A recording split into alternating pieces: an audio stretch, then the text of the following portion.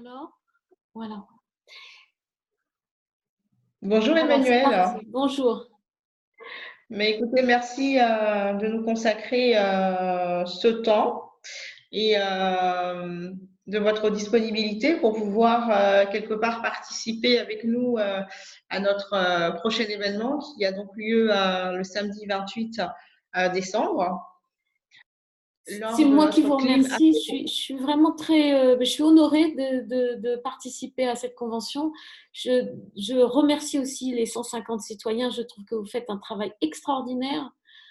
J'ai suivi, comme je vous l'ai dit, quand on s'est rencontrés, tous les enregistrements qui sont disponibles jusqu'à présent. Je les ai tous regardés, de ceux qui sont publics. Je trouve que c'est extraordinaire ce qui se passe. C'est une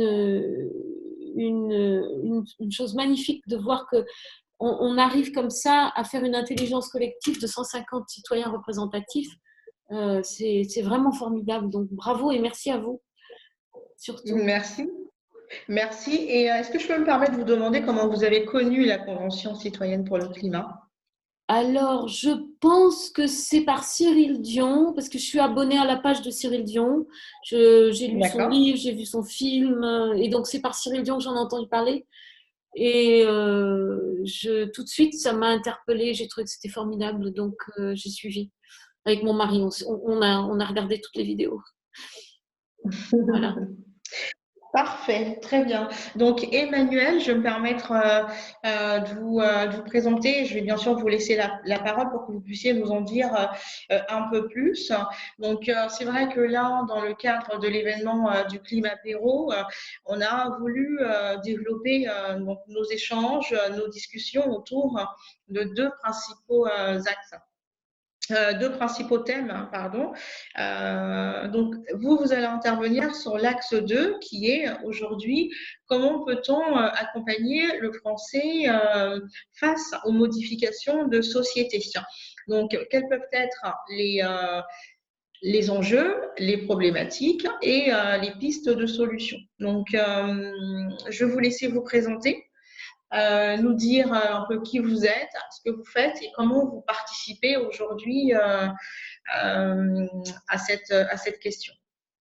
Oui, alors, moi, je suis une facilitatrice de voice dialogue et j'ai développé quelque chose qui s'appelle le, allô, qui s'appelle l'éco-dialogue, parce que j'ai d'abord adapté le voice dialogue, qui est une méthodologie développée par des Américains sur le développement de la conscience et l'agilité émotionnelle de la personne. Et je l'ai appliqué dans le monde du théâtre avec les acteurs pour développer l'agilité émotionnelle des acteurs quand ils travaillent des rôles. Et comme je suis extrêmement concernée par l'écologie, le changement climatique, depuis quelque temps, depuis pas mal, je disais à peu près au moins 2 ans, je suis absolument non seulement passionnée, mais aussi très interpellée par toutes ces informations sur le changement climatique et l'effondrement de la biodiversité et les différentes problématiques qu'on a dans notre société occidentale par rapport à justement ces questions de survie, hein, d'une certaine manière. J'ai pensé développer, je suis en train de développer ces outils qui sont des outils d'agilité émotionnelle pour les adapter dans ce contexte. Parce que je trouve qu'ils sont extrêmement puissants pour aider les gens, accompagner les gens au changement. Et comme je les utilisais déjà aussi en entreprise, c'est pour moi un moyen d'aider les gens à développer leur conscience écologique et leur possibilité de changement. Alors, parce que ce que je crois, c'est que quand on doit faire un changement profond de comportement, un changement profond de mode de vie, il y a d'une part effectivement le rôle de la pédagogie et de l'éducation, c'est-à-dire qu'on va essayer d'apprendre aux gens pourquoi on fait ça. Donc ça, c'est la première chose. C'est un peu ce qui s'est passé dans le cadre de la Convention. Il y a eu des spécialistes, des scientifiques, des climatologues qui sont venus expliquer le pourquoi. Ensuite, il y a une question de développer des réglementations, sans doute, des procédures, différentes lois pour le comment. Donc ça, c'est absolument fondamentale, mais je pense que les citoyens de la Convention ont dû le ressentir aussi personnellement. Tout ça, ça crée un choc émotionnel.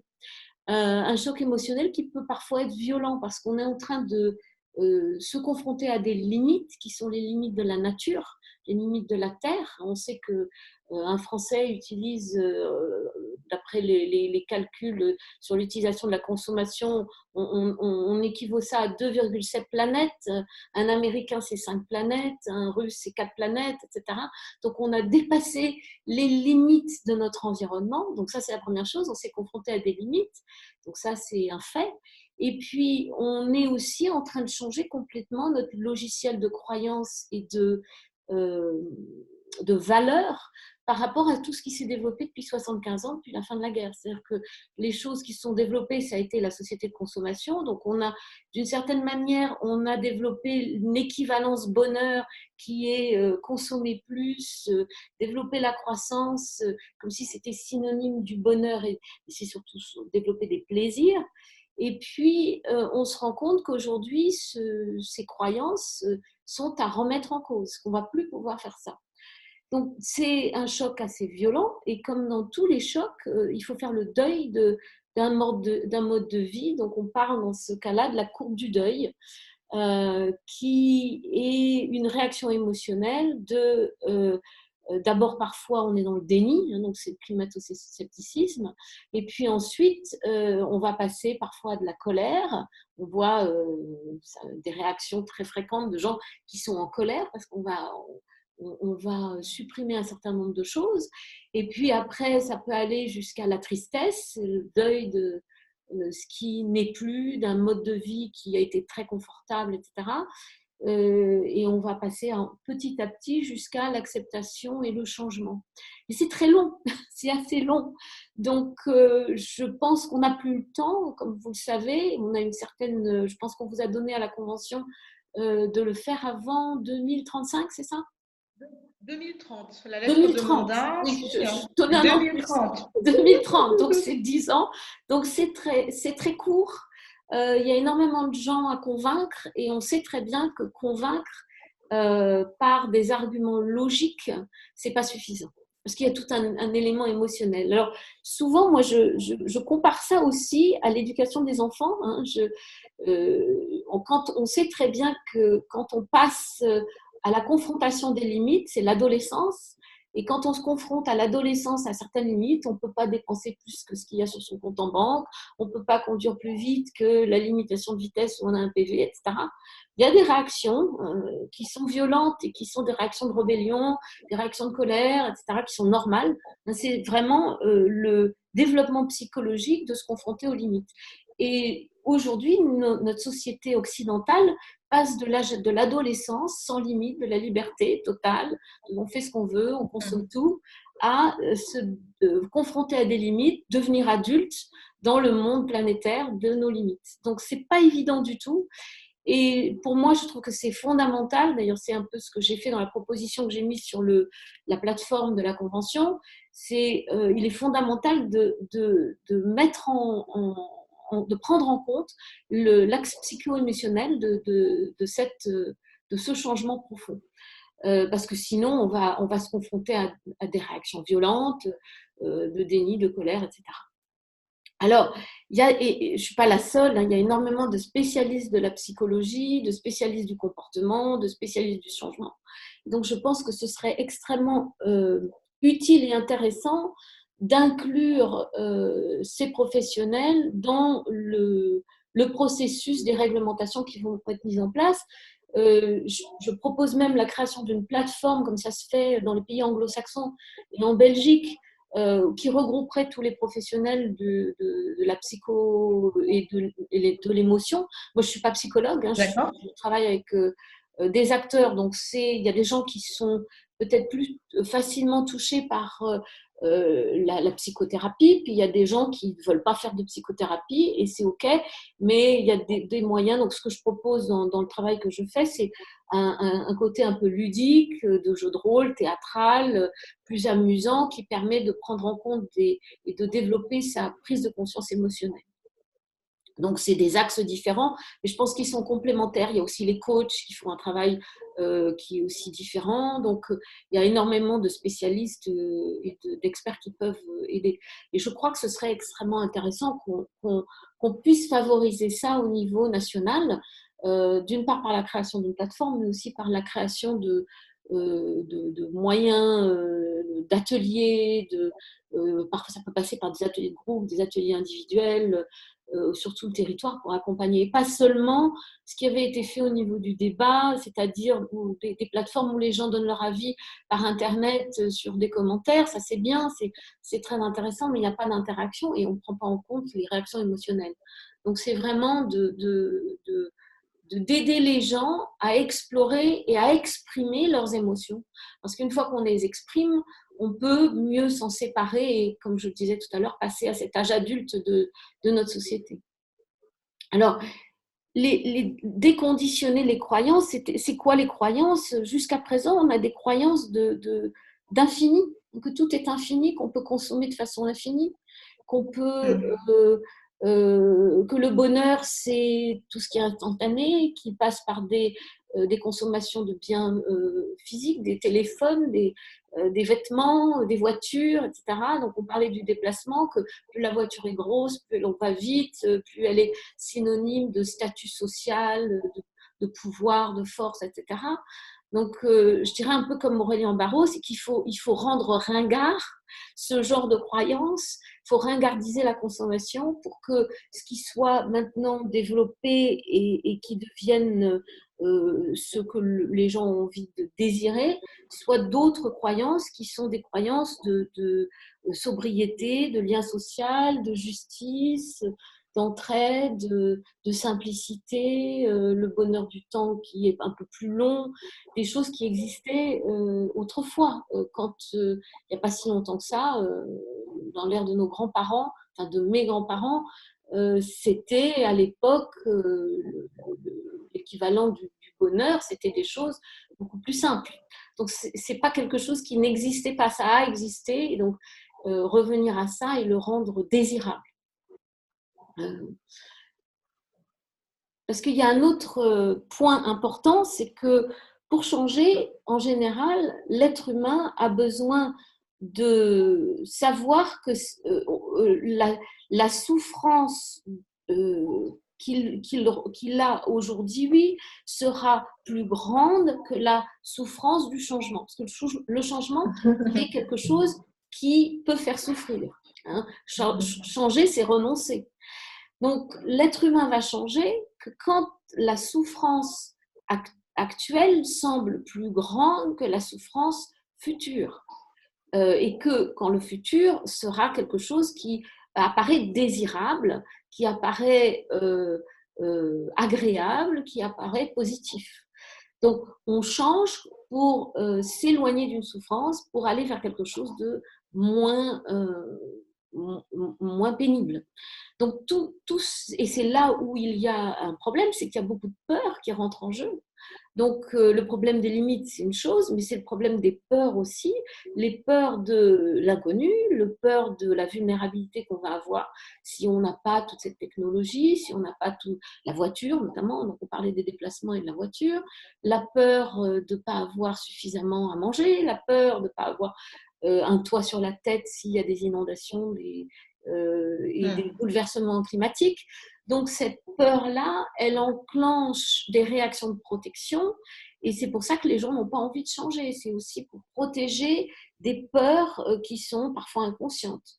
Donc tout ce travail d'une part, écouter ses peurs, incarner ses peurs, exprimer ses peurs, ses colères, ses émotions, permet de mieux se séparer de toutes ces réactions émotionnelles pour développer ce qu'on appelle, dans le jargon du voice dialogue et co-dialogue, le moi conscience-un centre, où on a conscience, on a une certaine distance, une certaine lucidité, et on n'est plus pris en otage par ses émotions et soumis à ces émotions qui nous font réagir. Et ce faisant, quand on peut se séparer comme ça de sa réaction émotionnelle extrêmement instinctive, on a la capacité de se réapproprier autre chose avec plus de lucidité et donc d'aller vers d'autres comportements. Donc c'est un peu ce processus qui se fait dans l'éco-dialogue. D'accord. Donc, on a dans une première phase finalement une prise de conscience. Cette prise de conscience, elle est en train de se développer avec les messages, les alertes, comme vous l'avez aussi énoncé, qui permet à la population, donc du coup à l'échelle plutôt nationale, de faire comprendre qu'il y a une mobilisation nécessaire. Ensuite, il y a finalement comment est-ce que je me positionne dans ce prisme de changement. Donc, comprendre ses émotions, Oui. pouvoir les analyser et avoir bien sûr un support et de l'aide. Donc, vous proposez éventuellement une plateforme, pas simplement participative, mais une plateforme de mise en relation pour pouvoir avoir accès à des professionnels pour pouvoir échanger là-dessus. Donc, j'ai bien aimé quand vous avez dit finalement libérer des peurs latentes, mais aussi avoir ce rapport bénéfice-peur actuel et ce rapport bénéfice-peur suite au changement, donc post-changement. Donc ça, c'est effectivement des points très intéressants à étudier.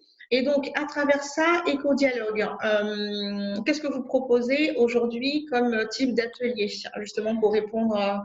Alors, ce sont des ateliers, comme je le disais, qui ne sont pas des ateliers de thérapie, c'est plus de l'expression théâtrale par l'incarnation des différentes sous-personnalités, différentes parties de nous qui sont en jeu dans ces situations-là. C'est-à-dire qu'on peut avoir, on connaît, donc ce sont un peu des archétypes, hein, c'est pas des caricatures, mais ce sont des archétypes. Donc il y a déjà le climato-sceptique qui va dire non, j'y crois pas, c'est pas vrai, parce que le climato-sceptique c'est aussi pour cacher cette peur que si c'était vrai, c'est quand même très difficile à regarder. Donc c'est la première phase du déni, mais il y a aussi tout un tas d'autres phases, c'est-à-dire qu'il y a des gens qui peuvent réagir en disant euh, tout est foutu, donc ça c'est l'aquaboniste, tout est foutu, on va profiter et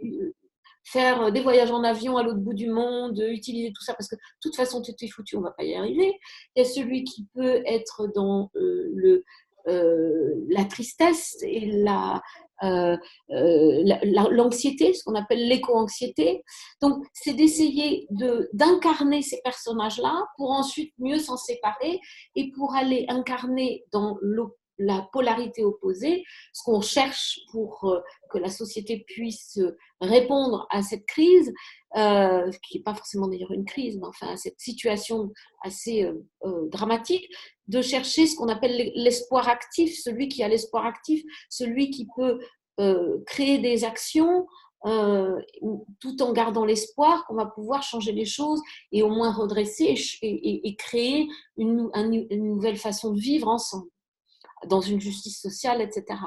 Donc, en incarnant ces personnages dans des jeux de rôle, en se séparant, en développant un centre conscient et en allant incarner les autres personnages, d'une part, c'est ludique et d'autre part, ça permet aussi de mieux comprendre l'autre. C'est-à-dire que quand on est face à quelqu'un qui peut être dans le climato-sceptique ou dans l'aquaboniste ou dans ça sert à rien ou dans de toute façon je vais profiter de tout et après moi le déluge, j'ai pas d'enfant, je m'en fous, etc. On a une capacité de comprendre pourquoi ils réagissent comme ça. Qu'ils réagissent comme ça, ces gens-là, parce qu'ils ont peur. Donc, je regardais encore il y a quelques jours, c'est pas dans le transport, c'est dans l'agriculture, mais des agriculteurs qui, suite à la réglementation sur les 5 mètres, les 10 mètres, qui sont dans la réaction, c'est pas les écolos qui vont nous empêcher.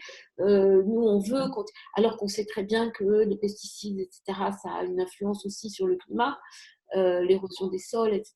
Donc, l'idée, ce ne sont pas des gens qui sont dans quelque chose de négatif pour être négatif. C'est qu'au départ, ils ont peur. C'est à partir de certaines peurs.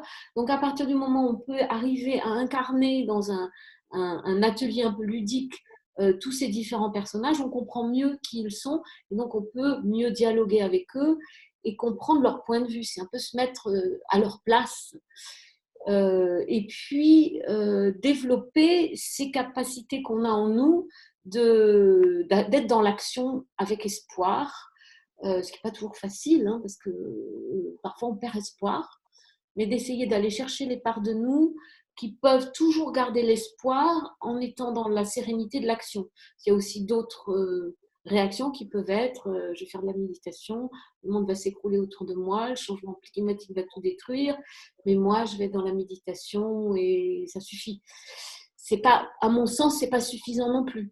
Il faut aussi arriver à agir. Donc, comme vous le savez, dans l'établissement de toutes ces mesures que vous êtes en train d'essayer de travailler, il y a aussi de l'action à mettre en place si on veut avoir un résultat. Donc voilà, donc ce sont des jeux de rôle ludiques qui permettent de comprendre les différentes personnalités qui sont en jeu dans ces questions. Alors ça, c'est très intéressant. Alors justement, c'est vrai qu'autour d'échanges, hein, que ce soit dans le noyau familial ou de connaissances ou de proximité, c'est vrai qu'au départ, on nous demandait mais comment réagissent vos proches, mais au-delà de ça, si on écoute ou si on entend les personnes répondre, alors moi, c'est le constat que j'en fais. C'est vrai que tant que la personne ne se sent pas concernée par le sujet, il va nous dire non, non, non, mais voilà, finalement, ça se réduit à une question d'écologie ou d'écologiste.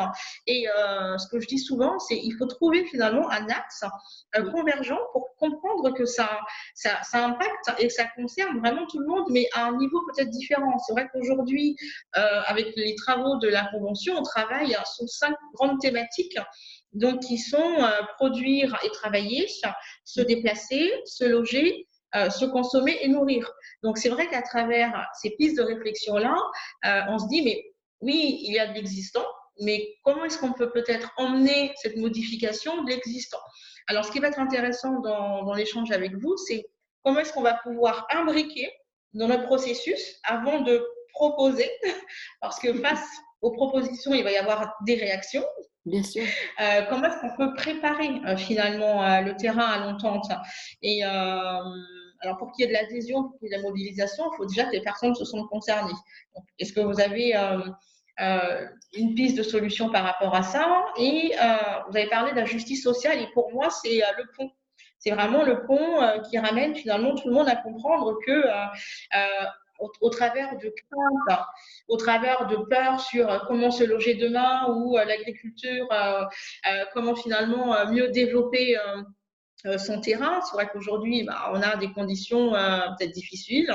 Des agriculteurs qui ont aujourd'hui une position qui n'est pas forcément facile et qui défendent un peu leur lopin. Comment est-ce qu'on va pouvoir aider à cette préparation avant d'annoncer certaines propositions? Parce que c'est sûr qu'il va y avoir des réactions. Alors, je crois qu'il est fondamental d'interroger les gens sur les peurs. Et la première question, c'est d'essayer de comprendre, de les interroger sur quelle est la peur derrière cette réaction de non. Non, je ne veux pas changer, non, je ne veux pas faire ça. De quoi ont-ils peur? Et alors, ce n'est pas toujours facile de les faire exprimer leur peur, parce que parfois, ils ne le savent même pas eux-mêmes. Mais dans le travail d'éco-dialogue, on va chercher en questionnant, en improvisation, en jeu de rôle, à faire parler les gens pour qu'ils expriment leur peur. Parce que la peur finale, ça peut être, alors on peut prendre l'exemple de la voiture, donc de plus avoir la voiture qui consomme, c'est la peur de plus pouvoir se déplacer, la peur de plus pouvoir aller au travail, la peur de plus pouvoir aller voir la famille qui habite loin, la peur de plus pouvoir être en relation avec des enfants, des parents qui peuvent être loin. Donc il y a tout un tas de peurs qui sont derrière les noms. Le non NON de je ne veux pas changer. Et donc, c'est quand on va faire exprimer ses peurs et si on arrive à en face proposer de nouvelles solutions qui sont des solutions différentes mais qui répondent aux besoins de cette peur, c'est là que la personne va pouvoir lâcher le comportement qui protégeait cette peur pour pouvoir aller vers un comportement différent. Par exemple, si on prend l'exemple des agriculteurs, si la peur, c'est de ne pas pouvoir payer les remboursements, parce qu'ils se sont énormément endettés, les agriculteurs, pour acheter ces énormes machines et qui, bon, ne plus servir à rien. Donc, ils ont des crédits sur le dos. Donc, je crois que on les a aussi endoctrinés d'une certaine manière à utiliser un certain nombre de choses. Donc, il faut changer le logiciel des croyances, comme quoi tout ce qui était, tout ce qu'ils ont appris à l'école d'agriculture, dans les chambres d'agriculture, maintenant, il y a certaines chambres d'agriculture qui font de l'agriculture bio, etc., et qui apprennent aux gens à s'installer en bio, mais c'est encore pas assez développé, ou en agroécologie. Mais c'est d'essayer de comprendre de quoi ont-ils peur. En général, c'est une peur de ne pas arriver à nourrir leur famille, de ne pas arriver à payer leurs dettes, de ne pas arriver, et c'est très légitime. Et donc, c'est vraiment de répondre à ces peurs, d'abord. Et puis, il y a aussi, dans le changement de logiciel, en dehors de la peur, il y a aussi des croyances qui n'ont rien à voir avec la peur, qui sont des croyances qui ont été développées par la pub et le marketing. Et ça c'est encore autre chose. C'est-à-dire qu'on nous a bombardé pendant 75 ans de publicité pour nous dire consommer, plus on consomme, plus on achète, plus on va être heureux. Et donc ça, c'est complètement un déconditionnement de certaines croyances, comme quoi le bonheur vient dans la possession d'objets, dans ce qui est égocentré, dans la consommation passive, dans tout ce qui est toujours plus. On a développé l'envie, on a développé les sentiments de se comparer avec l'autre, d'avoir plus que l'autre, du statut social avec les objets, etc. Et donc, d'essayer de déconstruire ce logiciel automatique de croyances qui forme nos émotions, notre personnalité. Parce qu'on a l'impression d'être heureux quand on a obtenu un certain nombre d'objets. C'est pour ça d'ailleurs que les gens font la queue, ils se disputent l'entrée des magasins le jour de Black Friday, etc. C'est un conditionnement. Et si on arrive à développer de nouvelles façons de croire, enfin de comprendre, pas de croire, parce que la vérité c'est que le bonheur n'est pas fait par les objets, le bonheur il est fait par autre chose, par le lien, la gratitude, la compassion, l'amour, le côté attentionné, le temps, prendre le temps, être dans la nature, le rapport à la nature, avoir une relation positive avec les animaux, etc. Tout ça, ça apporte du bonheur qui est beaucoup plus durable, qui est beaucoup plus solide. Et donc, c'est ce déconditionnement aussi de ces croyances pour retrouver des valeurs qui ont existé. Hein. Elles ont déjà existé dans nos sociétés, puisqu'on les avait il n'y a pas si longtemps que ça. Il n'y a pas si longtemps que ça, le temps qui passe, la lenteur, la créativité de faire des objets avec ses mains, tout ça, c'était acquis. Donc, ce n'est pas très, très loin dans notre inconscient. Il suffit simplement d'aller le rechercher et se le réapproprier. Donc, tout ça, c'est un travail qui peut se faire justement, soit en psychothérapie, bien sûr, mais aussi avec des jeux de rôle, parce que tout le monde n'est pas prêt à faire de la psychothérapie, malheureusement. Donc, voilà. Et je pense qu'on ne peut pas imposer aux gens de faire une psychothérapie générale. Donc, il y a des gens qui seront prêts à le faire et d'autres qui ne le seront pas.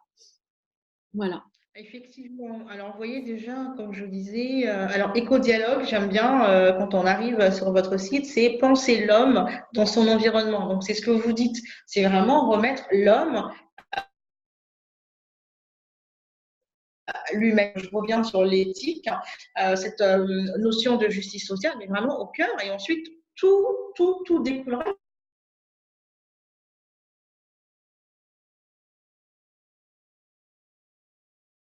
de manière plus naturelle. En fait, d'idées ou des débats d'opinion, déjà. Donc, je pense que si on arrivait avec cet interrupteur à dire, mais on peut être capable d'échanger sur différents sujets en ayant des positions complètement divergentes autour d'une table, je pense que les choses déjà pourraient être prises dans une conception déjà complètement différente.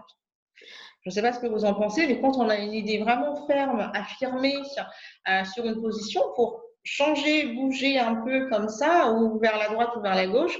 Alors oui, il y a la notion, hein, vous disiez, de peur, mais il faut réapprendre à dialoguer, je pense. Hein. Absolument. Alors, le Vous, terme vous, d'éco-dialogue est vous- utilisé. Pardon, excusez-moi, vous disiez. Oui, Euh, c'est ça. Non, non, je vous écoute. Pardon, excusez-moi. Je disais, le terme d'éco-dialogue est utilisé par plusieurs personnes.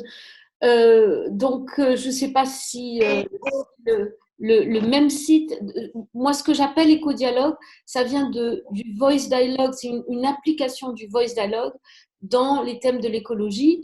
Et donc ce travail de séparation de croyances, d'émotions, de sensations, de pensées pour aller vers d'autres croyances, émotions, pensées, c'est un travail qu'on fait dans la méthode du voice dialogue, de l'éco-dialogue que je pratique. On le fait vraiment concrètement, c'est-à-dire qu'on va aller, c'est pas seulement intellectuel, on va aller incarner dans une sorte de jeu de rôle la personne qui pense un certain nombre de croyances. Par exemple, si on reprend l'idée de la consommation, j'ai besoin de consommer pour être heureux. Il y a une partie de nous qui pense ça, qui a envie. Je crois que chacun d'entre nous, on a tellement été influencé par la pub, on a toujours quand même quelque part envie de certains objets. Et puis si on se sépare de ça et qu'on arrive physiquement en le faisant dans un jeu de rôle à aller, en se séparant, à aller au centre pour aller dans une partie de nous qui peut être satisfaite et heureuse en ayant simplement la vue d'un beau coucher de soleil, c'est pas la même sensation, c'est pas la même émotion, mais c'est un bonheur aussi. Ou d'avoir la gratitude d'être entouré de sa famille, de ses amis, etc. C'est pas le même bonheur, c'est pas la même sensation. Et physiquement, concrètement, on va le sentir dans son corps. Et quand on va revenir au centre, on va pouvoir comparer les deux sensations. Et on va le vivre vraiment de façon incarnée dans le corps. Et donc, c'est plus seulement intellectuel, c'est vraiment émotionnel. On va aller vraiment faire une prise d'émotion. C'est Pablo Servigne qui parle de l'idée de faire prise de conscience avec une prise d'émotion. C'est vraiment ça. C'est-à-dire que ce n'est pas seulement dans les idées, c'est vraiment dans le corps et dans les sensations émotionnelles. Parce qu'on n'a pas la même sensation d'émotion quand on pense à avoir le dernier iPhone ou le dernier machin. Il y a une sorte de fébrilité intérieure, de désir d'avoir quelque chose.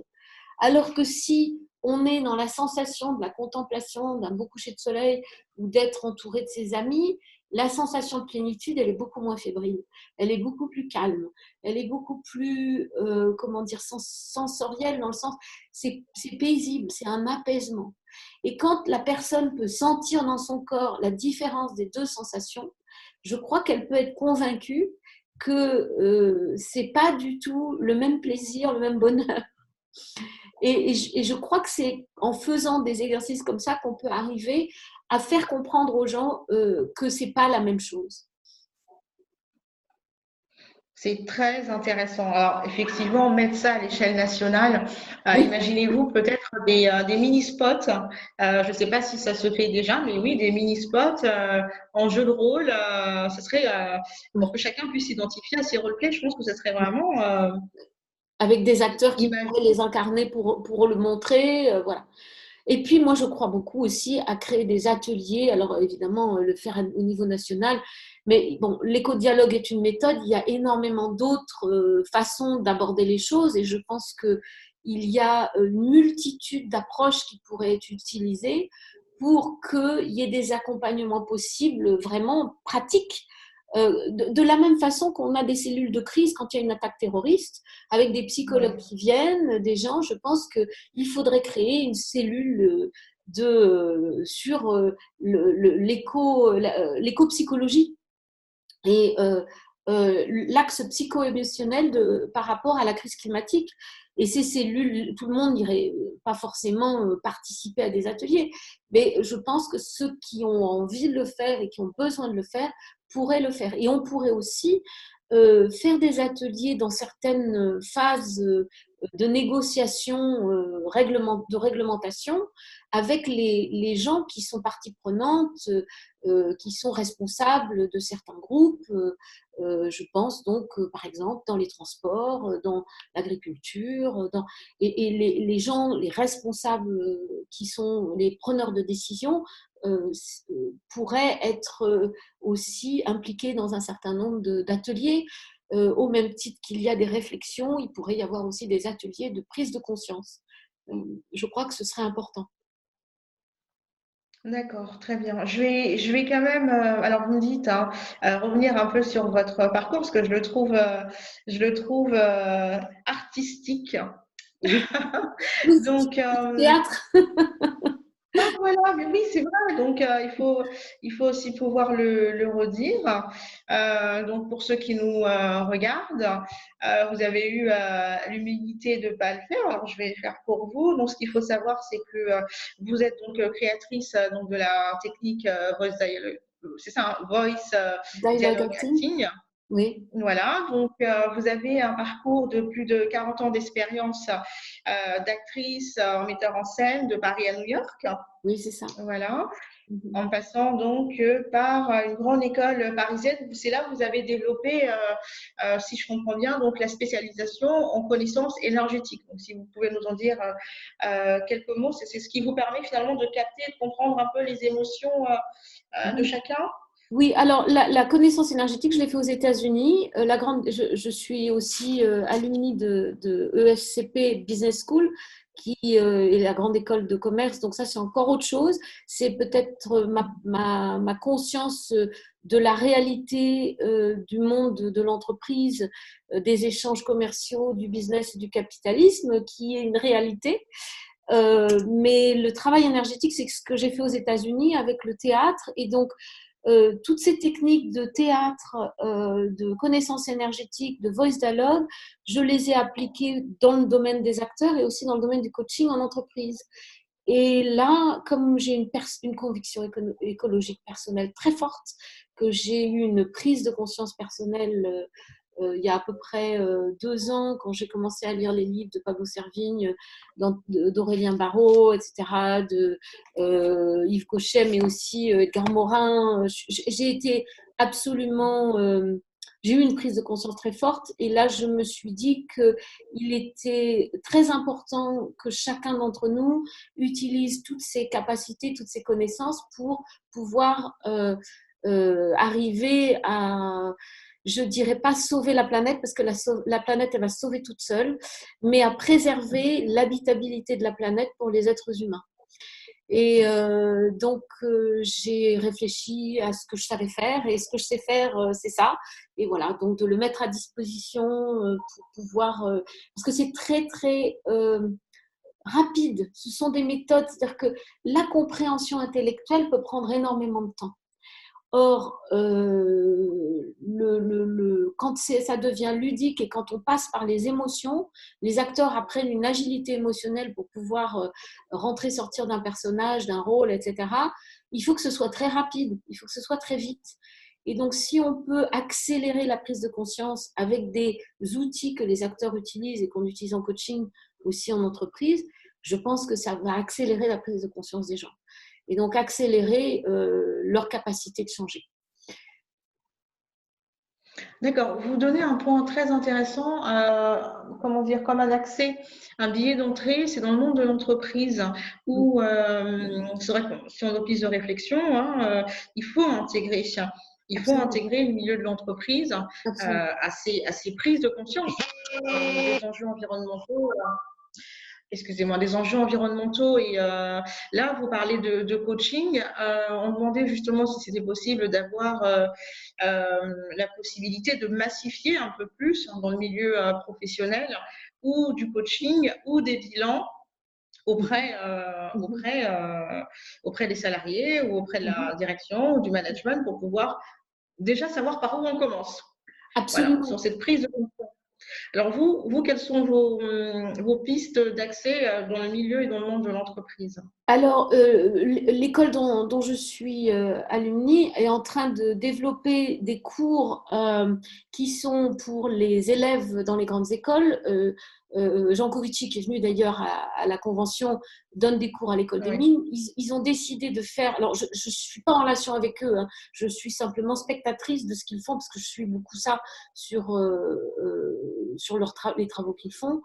Mais je suis d'accord avec ce qu'ils font dans le sens où il est très important que les gens qui sont dans les entreprises, les dirigeants, les futurs dirigeants, soient conscients des enjeux pour qu'on ne continue pas le business as usual, comme on dit, c'est-à-dire le travail et la consommation comme elle a été faite, parce qu'on est obligé de changer de stratégie. Et pour que les entreprises changent de stratégie, il faut que les dirigeants et les acteurs des entreprises soient conscients des stratégies et des enjeux. Et donc, de commencer à intervenir en entreprise avec du coaching ciblé dans ces domaines, à mon avis, c'est très urgent et très important pour qu'ensuite, au niveau de la direction, il y ait des changements stratégiques qui soient faits. Et moi, je crois vraiment que c'est c'est le nerf de la guerre parce qu'en fait, il y a les politiques, mais je pense qu'effectivement, c'est dans les entreprises aussi que ça va se passer, qu'elles soient PME ou grandes entreprises. C'est là qu'on va pouvoir faire les changements de stratégie. La réglementation qui vient du gouvernement, certes, est très importante, mais si les entreprises décident de changer, et là aussi, il y a tout le même système de croyances et comment dire, de valeurs qui sont en place depuis 75 ans, qui est à modifier, diriger vers autre chose pour le bien commun et pour la survie de notre société aussi. Donc, je crois que c'est très important. Oui, donc deuxième axe, c'est bien sûr l'éducation à travers le parcours scolaire et Oui. universitaire. Oui. Donc ça fait vraiment partie nos pistes fondées. Et vous le redites et vous le confirmez, il faut que ça parte de la base pour qu'à l'arrivée, il y ait déjà cette conscience suffisante pour pouvoir agir avec ça. Oui. Donc à travers les écoles. À travers les écoles, Je sais pas. mais je crois que l'urgence, on a parlé, alors c'est formidable de le faire dans les écoles primaires, les lycées, etc. C'est absolument formidable et important aussi, mais personnellement, je pense qu'au vu de l'urgence, il est plus urgent dans les priorités de travailler sur les gens qui vont être qui sont en place, qui sont les dirigeants et les futurs dirigeants, c'est-à-dire tous les gens des écoles qui sortent dans le marché du travail aujourd'hui, que de passer, s'il y a un choix à faire au primaire, secondaire et au lycée, où là, il y a une durée de vie à attendre avant que les gens soient dans le monde du travail et qu'on n'a pas à notre disposition. Donc, je crois que dans l'ordre des priorités, à mon avis, il faut aller tout de suite dans les gens qui sont dans le monde du travail aujourd'hui et ceux qui vont y arriver dans les années qui sont là tout de suite, 2020-2021. Alors justement, ça fait partie de nos échanges. Si on part sur un planning, il y a ce qui va être prioritaire, il y a ce qui va être urgent, prioritaire, important et nécessaire. Alors c'est vrai que au niveau de ce plan, il va y avoir des actions à mener tout de suite et des actions aussi semées pour qu'il y ait une pérennisation. Donc ça, c'est vraiment dans l'éducation et dans la communication pérennisée, parce qu'on va agir en disant il faut vraiment réduire, parce que notre lettre de mission, c'est finalement réduire de moins 40%, donc les effets de gaz. Et là, on a 10 ans pour le faire. Mais une fois qu'on a réduit de manière peut-être très drastique ces effets, il va falloir aussi qu'il y ait une continuité. Donc effectivement, vous avez absolument raison, mais les enfants communiquent avec les parents communiquent dans leur environnement et il y a cet effet d'interaction. Oui, c'est vrai. Il y a un chef d'entreprise qui disait il y a quelques jours, on a tous une Greta à la maison et c'est pas faux. Donc ça a son rôle. Bon, je ne sais pas hein, si il y en a partout dans le foyer, mais oui, pourquoi pas. Mais encore une fois, j'ai aimé vraiment ce que vous disiez sur la simplicité de se dire, mais écoutez, bon, l'échelle de Maslow, hein, c'est d'abord finalement nous, nos besoins, ensuite on monte dans l'échelle avec la reconnaissance, et une fois qu'on n'a plus réellement de besoins matériels, on vient s'asseoir sur ce qu'on va appeler l'accomplissement. Voilà, Oui, c'est oui. finalement ce que je suis, ce que je sais faire, ce que j'ai envie de faire. On va se détacher finalement de la valeur et du regard des autres, mais sans forcément le matériel, et de se dire, bah voilà, là aujourd'hui, oui, peut-être que j'ai aimé, c'était c'était un témoignage, peut-être que depuis 10 ans, je suis ingénieure dans une grande société, mais quand j'écoute ma voix intérieure, ce que j'ai envie d'être et qui je dois être s'oriente complètement autre part. Et ça, je pense que votre, votre comment dire, votre rôle à travers VDA ou Éco-Dialogue, ça peut être aussi ça, permettre à chacun de se découvrir. Et oui, et donc peut-être là que ce détachement matériel, ce détachement physique ou du regard des autres peut aussi aider à se dire, bah oui, mais c'est pas grave si je fais autrement, c'est pas grave si je mange autrement, si je me déplace autrement, si voilà. Et j'estime, hein, à mon niveau, que c'est très, très, très important, passer par là, vraiment. Absolument. Et l'effet de mode et d'imitation est tellement fort dans nos sociétés que euh, à partir du moment, et ça c'est Aurélien Barraud qui en parle, donc l'astrophysicien donc, qui parle beaucoup du climat, il dit donc de ringardiser les comportements qui sont destructeurs et de rendre à la mode et à la, comment dire, à imiter les comportements qui sont euh, positifs pour l'environnement. Et je trouve que c'est une excellente idée parce qu'en fait, on est dans une société avec Facebook, etc., où le regard de l'autre, le selfie, est très important. Et à partir du moment où on rend euh, positifs des comportements qui sont des comportements positifs pour l'environnement, eh bien, l'effet de mimétisme va être très contagieux. Et c'est le rôle des influenceurs, etc. Donc là aussi, je pense qu'il y a un travail à être fait. Euh, Ça commence déjà à se faire avec les youtubeurs, etc., qui font beaucoup de choses. Mais je pense qu'il y a des, il y a moyen, la publicité a eu un effet très néfaste sur des comportements écologiques, mais elle pourrait être réutilisée pour avoir un effet positif. Parce qu'on sait très bien faire ça. Je regarde un peu aussi vos photos, vos clichés en tant qu'actrice. C'est très, très joli. Je pense que ce serait intéressant que dans les 150, on vienne un peu vous voir en coaching. Ce serait super, ça. Avec grand plaisir, je serais tout à fait heureuse d'organiser quelque chose, soit un moment à Paris. Je sais pas, moi je suis à Paris de façon ponctuelle une fois par mois, et sinon je vis D'accord? sur la côte basque. Alors j'ai un atelier d'éco-dialogue qui va avoir lieu le 4 janvier sur la côte basque où j'habite. Donc je ne sais pas s'il y a des gens dans les 150 qui sont par là. Donc s'il y en a, je serais tout à fait heureuse de les accueillir. D'accord. Sinon, quand je viens à Paris, on pourrait organiser quelque chose absolument. D'accord. Très bien. Très bien. Bien, écoutez, moi, je vous remercie beaucoup pour cet entretien. Si vous voulez conclure, qu'est-ce que vous souhaiteriez donner comme message de fin aux personnes qui vont pouvoir déjà entendre et écouter notre visioconférence et je l'espère un plus grand nombre encore lorsque la visioconférence sera partagée. Ok, d'abord c'est moi qui vous remercie aussi de m'avoir permis de discuter, de proposer ces idées à la convention. Donc je suis très honorée de pouvoir le faire. Et en mot de conclusion, je dirais que et c'est ce qu'on dit aussi aux acteurs. Je dis ça beaucoup aux acteurs, c'est-à-dire qu'il y a la compréhension intellectuelle qui est très importante bien sûr, elle est indispensable. Elle est la première chose à faire, c'est de comprendre les enjeux intellectuellement. Et ensuite, il y a, parce qu'on est des êtres humains faits de chair et d'os et d'émotions, il y a la compréhension émotionnelle à faire.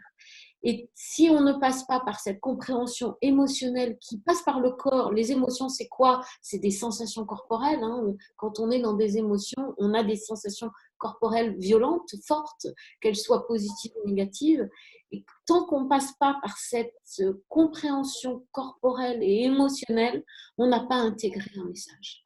Et donc, je crois que c'est la conclusion que je donnerais. Je dirais, les réglementations, les conseils, les idées, c'est important, c'est indispensable, mais il faut y ajouter une compréhension émotionnelle et un axe psycho-émotionnel pour que les gens puissent intégrer ça et puissent le changer. Et ce serait la conclusion et le conseil que je vous donnerais. Voilà. Mais écoutez, merci beaucoup, Emmanuel Chollet. Vraiment, merci.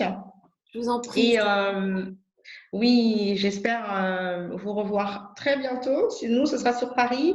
Alors, il faut savoir que dans les 150 citoyens, on est vraiment représentatif de toute la France. Donc, il y a au moins une personne par région. Donc, je transmettrai l'information pour la côte basque.